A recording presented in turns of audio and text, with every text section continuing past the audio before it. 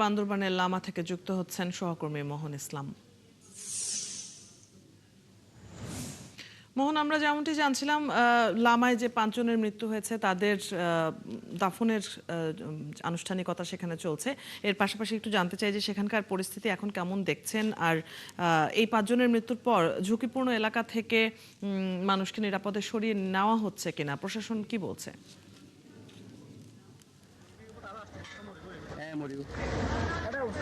আরে ভাই 8 জন কিভাবে তোরা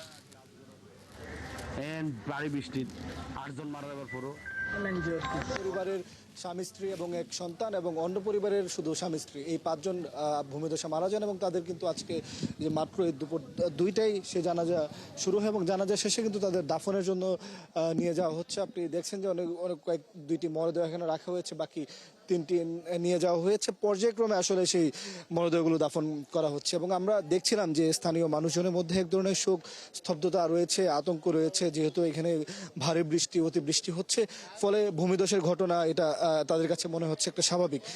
ফলে যেটি হচ্ছে তাদের বসতবাড়িগুলো ভূমিধসের কারণে ক্ষতিগ্রস্ত হওয়ার সম্ভাবনা দেখছেন মানুষ হতাহতের। সেই জায়গা থেকে তারা বলছেন যে তারা সতর্ক রয়েছে, যদিও তারপরও স্থানীয় প্রশাসন এবং স্থানীয় যারা জনপ্রতিনিধি যারা রয়েছেন তারা জানাচ্ছিলেন, মাইকিং করছিলেন, মৌখিকভাবে বলছিলেন যেন কোনোভাবেই যখন এই ধরনের ঘটনা ঘটে, বিশেষ করে বৃষ্টির সময়, তারা যেন বাড়িতে না থাকে, তারা যেন একটি সুরক্ষিত জায়গায় চলে যায়। কিন্তু এখানে আসলে আপনি জানেন যে এখানের বসবাস করার যে ক্রাইটেরিয়া বা ক্যাটাগরি, সেই জায়গা থেকে তাদের বাড়িগুলো হয় পাহাড়ের পাদদেশে বা পাহাড়ের একটু নিচে, ফলে তাদের এই ঝুঁকিটা থেকেই যায়। আজকের ঘটনায় তারা বলছেন তারা এক ধরনের লেসন বা শিক্ষা এদিক থেকে নিতে চান, যেন পরবর্তীতে কোনো ক্ষয়ক্ষতি না হয়। বিশেষ করে আমরা শুনছিলাম যে যেই 2টি পরিবার ক্ষতিগ্রস্ত হয়েছে তার পাশের রুমে কিন্তু তাদের পরিবারের অন্য সদস্যরা রয়েছিল, কিন্তু সেখানে শুধুমাত্র পাহাড়দর্শী সেই 2 জন বা 3 জন মানুষ ক্ষতিগ্রস্ত হয়েছে। আমরা যদি কয়েকজনের সাথে কথা বলি, তাদের থেকে জানার একটু চেষ্টা করি এই ঘটনার পর তাদের আসলে কি পরিস্থিতি হবে। আপনার সাথে যদি একটু কথা বলি যে আপনাদের এলাকার 5 জন মানুষ মারা গেল, আপনার এই জায়গা থেকে আসলে এলাকাবাসীরা আপনাদের এখন কি অবস্থা এবং আপনারা সামনে সতর্ক থাকবেন কি? সতর্ক থাকবো বলতে আমাদের এখানে যে যারা নিহত হয়েছে ওইখানে পুরো জায়গাটাই হচ্ছে ঝুঁকিপূর্ণ। তো প্রশাসনের প্রতি আমাদের অনুরোধ থাকবে যে বাড়িঘরে যারা আছে তাদের দ্রুত আশ্রয়কেন্দ্রে নিয়ে যাওয়ার একটা ব্যবস্থা করার জন্য, এবং জোর করে কেউ যদি না যায় তাদের জোর করে যাতে নিয়ে যেতে হয়। আবার এখানেও কিছু পাহাড়ের লোকজন আছে, ওদেরকেও যাতে একটু সতর্ক করে নিয়ে যাওয়া হয়। এখন আমাদের একসাথে ধরেন একই পরিবারের আমাদের ছোট ভাই, তারা আমরা পুরো এলাকাবাসী শোকাহত। তো ওইটা তো বাসায় প্রকাশ করার মতো বিষয় না। আমরা আসলে পুরো এলাকাবাসী শোকাহত। আপনারা সবাই দোয়া করবেন আল্লাহ যাতে আমাদের ভাইদের জান্নাতবাসী করবেন। আরেকজনের সাথে কথা বলে, একজন বয়স্ক মানুষ আছে, আপনার সাথে কথা বলে, আপনি দীর্ঘ বছর এখানে থাকেন, প্রতি বছরই তো বৃষ্টির সময় এই ধরনের ভূমিধসের ঘটনা ঘটে, বাট আপনারা সতর্কতা জায়গা থেকে আরো কি কি অবলম্বন করা উচিত এবং এই ঘটনা আপনাদের উপর কি প্রভাব পড়বে? এখানে ঘটনা হয়েছে কি, এখানে হচ্ছে এক কথা উপরে কবরস্থান আছে, দ্বিতীয় কথা হচ্ছে এটা হচ্ছে খুব খারাপ পাহাড়। এই পাহাড়ের মাঝে সবসময় ভূমিতে শুয়ে ওঠার সম্ভাবনা আছে, অথবা এখান থেকে নিরাপদ জায়গায় মানুষ সরাই নিবার আবেদন করছে।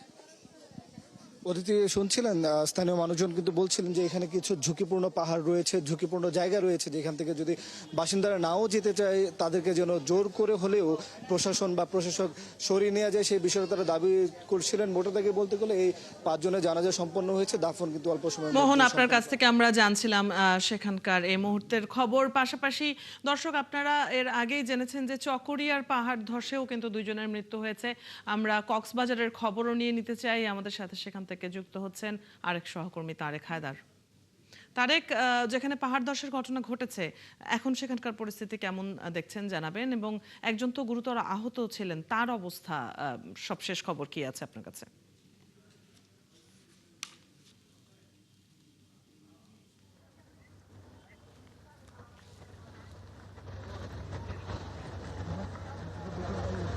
অদিতি, কক্সবাজারের চকরিয়ায় আজকে ভোরে বড়ইতলী ইউনিয়নের পাহরছাদা এলাকার মৌসুনিয়া কাটায় মূলত পাহাড় ধসের ঘটনা ঘটে।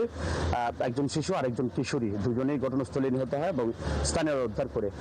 সেখান থেকে এক নারীর আশঙ্কাজনক অবস্থায় উদ্ধার করে তাকে হাসপাতালে ভর্তি করা হয়েছে। তার অবস্থা অনেকটা আশঙ্কাজনক বলে জানিয়েছেন, এবং একই সাথে চকরিয়ার বড়ইতলী সহ চকরিয়ার কোনাকালী ইউনিয়ন এবং বেশ কয়েকটি ইউনিয়ন নতুন নতুন করে প্লাবিত হওয়া শুরু করেছে। কারণ চকরিয়ার যে মাতামুহুরী নদী দিয়েছে মাতামুহুরী নদীর বেড়িবাঁধ ভাঙছে।